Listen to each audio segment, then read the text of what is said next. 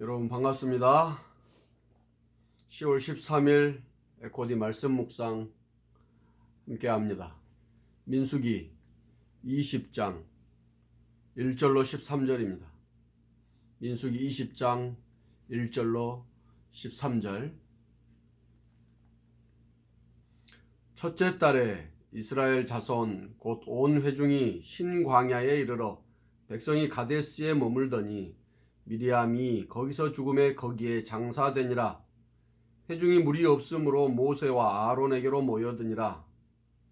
백성이 모세와 다투어 말하여 이르되 우리 형제들이 여호와 앞에서 죽을 때에 우리도 죽었더라면 좋을 뻔하였도다. 너희가 어찌하여 여호와의 회중을 이 광야로 인도하여 우리와 우리 짐승이 다 여기서 죽게 하느냐? 너희가 어찌하여 우리를 애굽에서 나오게 하여 이 나쁜 곳으로 인도하였느냐? 이곳에는 파종할 곳이 없고 무화과도 없고 포도도 없고 석류도 없고 마실 물도 없도다. 모세와 아론이 회중 앞을 떠나 회막문에 이르러 엎드리매 여호와의 영광이 그들에게 나타나며 여호와께서 모세에게 말씀하여 이르시되 지팡이를 가지고 내 형 아론과 함께 회중을 모으고 그들의 목전에서 너희는 반석에게 명령하여 물을 내라 하라. 내가 그 반석이 물을 내게 하여 회중과 그들의 짐승에게 마시게 할지니라. 모세가 그 명령대로 여호와 앞에서 지팡이를 잡으니라. 모세와 아론이 회중을 그 반석 앞에 모으고 모세가 그들에게 이르되 반역한 너희여 들으라. 우리가 너희를 위하여 이 반석에서 물을 내랴 하고 모세가 그의 손을 들어 그의 지팡이로 반석을 2번 치니 물이 많이 쏟아 나오므로 회중과 그들의 짐승이 마시니라. 여호와께서 모세와 아론에게 이르시되 너희가 나를 믿지 아니하고 이스라엘 자손의 목전에서 내 거룩함을 나타내지 아니한 고로 너희는 이 회중을 내가 그들에게 준 땅으로 인도하여 드리지 못하리라 하시니라. 이스라엘 자손이 여호와와 다투었으므로 이를 무리바 무리라 하니라. 여호와께서 그들 중에서 그 거룩함을 나타내셨더라. 아멘. 네, 오늘 말씀은 약 38년 정도 지난 이스라엘 백성들이 가데스 신광야 가데스에 이르러서 일어난 일입니다. 지금 이들은 어제까지의 말씀에 근거하면 11조의 11조를 드리라 고 말씀하셔서 이스라엘 백성들 중에 레위인 지파들을 통해서 그들의 죄를 속죄하는 방법까지 다 안내를 받습니다. 그런데 여전히 약 38년 동안 하나님께 돌보심을 받았지만 또다시 물이 없으므로 모세와 이게 불평합니다. 그런데 오늘 본문에서는 모세와 다툰 것을 하나님께 원망했다라고 분명히 말합니다. 우리가 누군가와 다투는 일이 생기면 그것은 곧 하나님께 원망하는 것이 됩니다.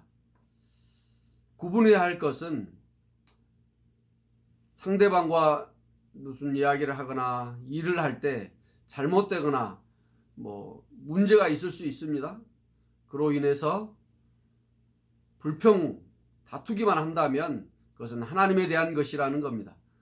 그러나 반드시 협력적이고 발전적인 대안적인 이야기를 하는 것은 불평하는 것이 아닙니다. 구분해야 합니다. 어쨌든 우리는 세상에서 살다 보면 누군가를 불평하거나 누군가의 불평을 듣습니다. 그때 그것이 곧 하나님과 관계된 일임을 기억해야 합니다.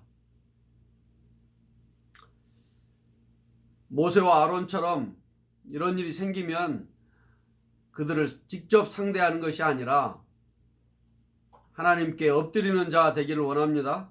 본문 6절의 말씀처럼 그러면 여호와 하나님이 나타나서 말씀하여 주십니다. 여러 가지 방법으로 분명히 말씀해 주십니다. 그리고 그 말씀대로 여호와의 지팡이를 들어야 합니다. 들게 됩니다. 여호와의 말씀을 듣게 되는 자는 당연히 그 말씀대로 순종하게 됩니다. 듣지 못하는 인생이 순종하지 않고 다른 일을 하게 되거든요.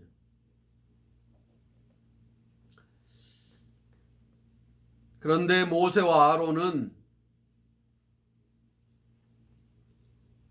하나님이 명하여 물이 나오게 하라 한 그 반석을 쳐서 물이 나오게 합니다. 굉장히 미묘하지만 겉으로는 굉장히 거룩하고 순종하는 것 같지만 사실 그 이면에 저 깊은 속에서는 안타까움으로 또는 여러 가지 비슷한 불평, 불만으로 드러내는 것은 하나님의 거룩함을 드러내지 못한 것이라고 분명히 말합니다. 그래서 모세와 아론 또한 이 백성들을 가나안 땅에 인도하지 못하게 된다고 하나님이 분명히 말씀하십니다. 그럼에도 불구하고 하나님은 하나님 자신의 거룩함을 나타내셨다라고 말씀하십니다. 하나님 안에서 우리는 순종하면 하나님의 거룩함을 드러내게 됩니다. 그렇지 않으면 끝까지 하나님께 쓰임받지 못하고 영적인 버림받는 일이 생길지도 모릅니다. 모세 역시 잘못할 수 있다는 것을 기억하며 우리가 일상에서 하나님의 거룩함을 드러내지 못했을 때 돌이키는 복 있는 인생 되길 원합니다. 놀라운 주님의 일, 귀한 일, 일상을 거룩하게 살아가는 그 일들을 잘 감당해 가면서 소소해 보이지만 작은 일들 가운데 하나님의 거룩함을 가리지 않는 복 있는 저와 여러분 되기를 간절히 축복합니다.